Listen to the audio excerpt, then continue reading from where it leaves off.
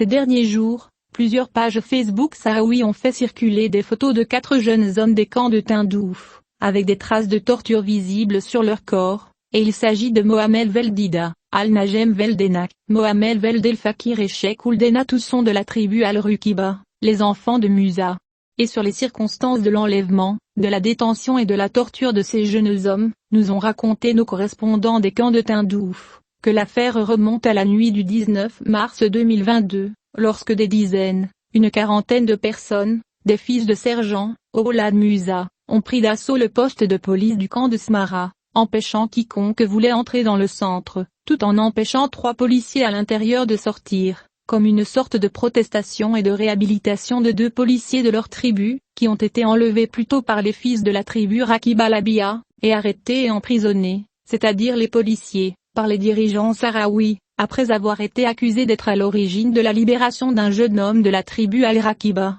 Oulad Musa, accusé d'avoir incendié une voiture appartenant à la famille Al-Abahama de la tribu Al-Rukiba Labia. Cet incident a été évoqué précédemment. La prise d'assaut du poste de police et la détention de 3 employés à l'intérieur de celui-ci se sont poursuivies jusqu'au lendemain, 20.22.22, lorsque la escouade d'intervention rapide du 6e district militaire est intervenue, a dispersé les manifestants et arrêté les 4 jeunes hommes susmentionnés, qui ont été emmenés à la terrible prison d'Al-Dahabia, dans laquelle ils ont été soumis à des interrogatoires systématiques et à la torture, pendant une période de 4 jours, sous la surveillance de Habisha Ould Ibada de la tribu d'Al-Raqe et Baoulad Al-Talib, avant d'être transportés et jetés dans un état misérable une nuit, 23.0222. Ils lui ont été soumis, harcèlement et abus à la manière de la mafia de la cocaïne, et d'ailleurs, les camps sont devenus grouillants de toxicomanes de toutes sortes stupéfiants, dont l'armée algérienne, qui assiégeait les camps de toutes parts par crainte d'une évasion massive après la diffusion d'informations indiquant l'intention d'un grand nombre de familles de la tribu Rakiba d'origine saharienne marocaine, des habitants qui furent alors emmenés par force à Tindouf pendant la guerre entre l'Algérie et ses mercenaires avec le Maroc en 1975,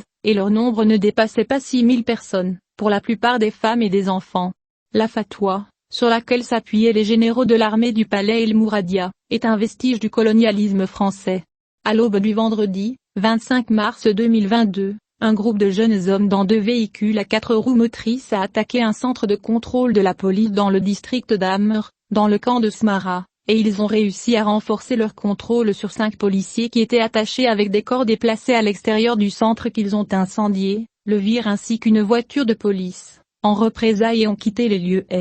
La méthode de protestation était mauvaise, mais la réaction des dirigeants a été pire, car kidnapper 4 jeunes hommes et les détenir pendant 4 pour les torturer puis les jeter sans les traduire en justice, est loin d'être la pratique de l'État, qui respecte ses lois et institutions, et descend au niveau des gangs criminels. Ces événements malheureux confirment que le slogan d'unité nationale que chante le gang de la Maison Jaune est encore loin de la réalité et que la mentalité tribale prévaut, que ce soit dans les comportements, que ce soit en tant que peuple ou en tant que leadership. Si la manière dont le leadership gère certains les événements d'urgence dans les camps confirme qu'il n'a pas été en mesure de consacrer le concept de l'État et qu'il tente toujours de résoudre les problèmes en recourant à la médiation tribale. Vous devenez une patrie, mais dans les rêves. Quant à la réalité, le Sahara est marocain, et l'histoire et la géographie en témoignent. Belkacem Cheb pour le Tin d'Alger.